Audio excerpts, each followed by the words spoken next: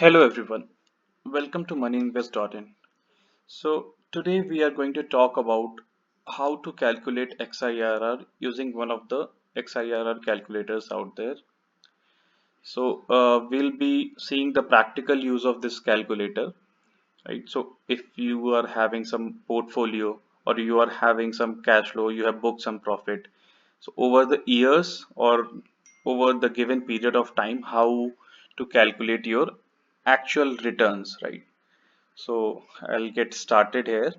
So you can use any of the calculators. So I'm using this XIRRcalculator.com. It's a very convenient app, or either you can use an Excel sheet as well, right?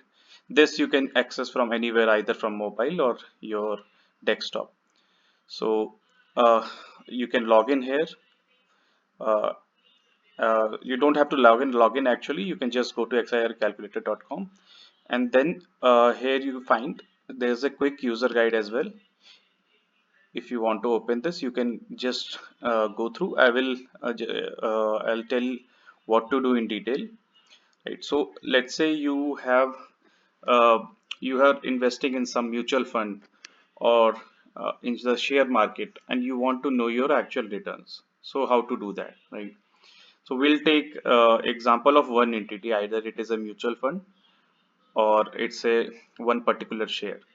And in future videos, we are going to cover like how to calculate your rate of return for your overall portfolio as well. So let us get started. So first, let's select the date. So let's say I started my investment on 1st of the January. And here, when we are entering the cash flow, we have to be careful that we have to use some kind of sign convention. So generally acceptable sign convention is that when you deposit the money, or the money is depleting from your end, right? You are investing it somewhere, then you can use a minus negative sign convention. So let's say we are $1,000 or any rupees or anything we are investing. Let's take example of dollars. So $1,000 we are investing in here, and then on some other date, it need not to be exactly the next month. We can, because being practical, whenever we are capable of the investment, we are doing it, right?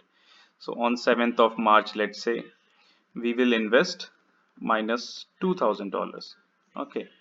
So similarly, we can fill in here whatever our cash flows are, negative cash flows, which we are depositing or investing.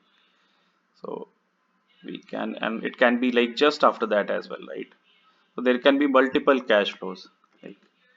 So let me just take this example, and just to keep it simple, we'll delete few of the columns. So the best thing about this one is that you can add and delete these columns as per your requirement. So, and then let's say that you have not invested this year anything, right? And then you are directly investing in Feb 2025. Okay. So again, you are investing. Okay. So this all you have invested, let's say. Okay. So now how much you have invested till date? It's 3,000 plus 3,000, $6,000. Okay. And you have also withdrawn, let's say in 2025 April. Okay. April, you have 19th April, you have withdrawn 1,000. Okay. So in, if you just look at the principles, so you have invested 6,000, out of which 1,000 you have, so your principal 5,000 will be there, plus some interest which you are going to get out of it, right? So we can add a row. So to now you have not taken out anything as of now. Your full amount you have not withdrawn. So how to calculate XIRR for that? So now what you have to do, you have to assume whatever you have, right? You have to assume as a kind of withdrawal at that point of time, even though if you have not withdrawn it from the your investment, or you have not taken out from your bank where you have deposited. So you have to give in here the full amount. So till now we have 5,000 plus some interest. So let's say I have 5,500 in my portfolio, right? Which I have not taken out. So I have to assume it as a positive cash flow which is coming to me.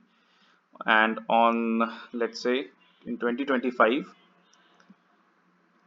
in June, let's say, right? We are calculating as of June. Okay, so this has to be chronological so that it does make sense. Okay, and then you can just calculate the XIR, calculate XIR, but and we can see that, right? So over the years, the annualized return which you are getting is 7.86. So this can be used in many places, because many times we are invested in some kind of mutual fund, or we are invested in some kind of uh, stock market, or any other investment as well. So we need to know that what is the exact amount annualized return I am getting.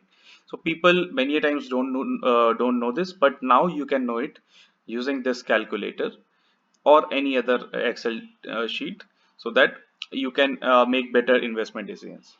So that's all. If you want to know anything, you can write in the comments. If you like the video, you can like our video and share it with your friends. And please subscribe to our channel. Thank you so much.